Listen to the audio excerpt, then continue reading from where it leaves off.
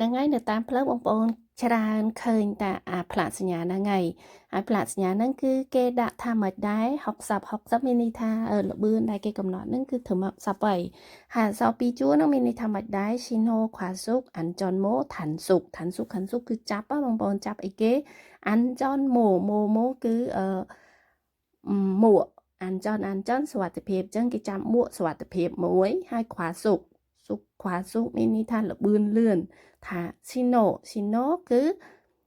ផ្លាកសញ្ញាចរាចរណ៍បងប្អូនភ្លើងសញ្ញាចរអញ្ចឹងនៅក្នុងហ្នឹងទី1គេចាប់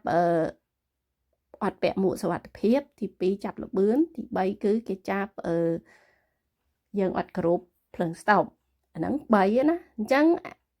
យើងបើកឡានយើងអត់ពាក់